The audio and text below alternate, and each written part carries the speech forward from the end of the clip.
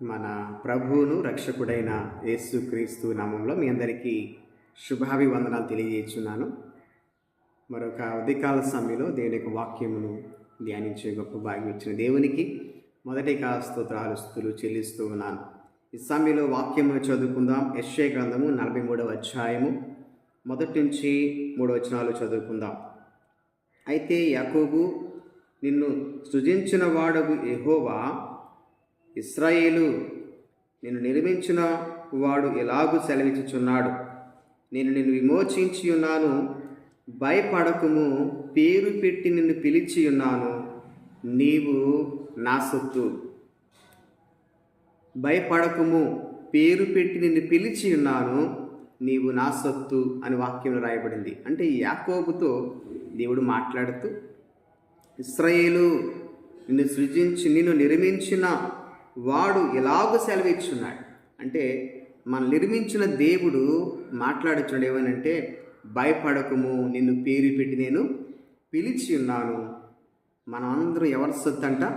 దేవుని సొత్తు అయి ఉన్నాం. దేవుని ప్రజలమై ఉన్నాం. ఈ లోకంలో దేవుని కొరకు ప్రతిబింబాలుగా ఉన్నాం. ఆయన కొరకు జీవించే వారమైనామని వాక్యంలో రాయబడింది. అలాగే నీవు జలములలో బడి దాటినప్పుడు నేను నీకు తోడేందును. జలములలో బడి దాటినప్పుడు నేను నీకు తోడేందును. నదులలో బడి వెళ్ళినప్పుడు అది నీ మీద పొర్లి పారవు అని రాయబడింది. నీవు అగ్ని మధ్యను నడిచినప్పుడు కాలిపోవు, జ్వాలలు నిన్ను కాల్చవు.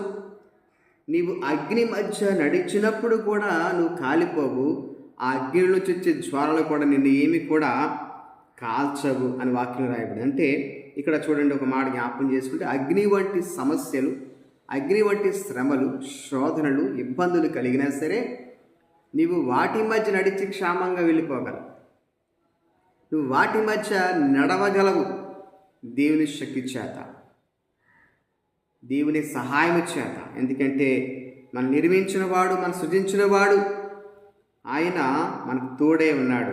భయపడవద్దు, నిన్ను నేను పేరు పెట్టి పిలిచి ఉన్నాను, నీవు నా సొత్తు అయి ఉన్నావని దేవుడు మన గురించి మాట్లాడుతున్నాడు ఈ సమయంలో. ప్రియ సహోదరి సహోదరులారా, మై డియర్ ఫ్రెండ్స్, దేవుడు తన వాక్య ధర్మంతో మాట్లాడుచున్నాడు ఈ సమయంలో. నీవు అగ్ని మధ్య నడిచినప్పుడు నీ కాలిపోవు, జ్వాలలు కూడా నేను ఏమీ చేయలేవని వాక్యంలో రాయబడింది. కాబట్టి యెహోవానగు నేను నీకు దేవుడను, ఇశ్రాయేలు పరిశుద్ధ దేవుడైన నేను రక్షించువాడను అని వాక్యంలో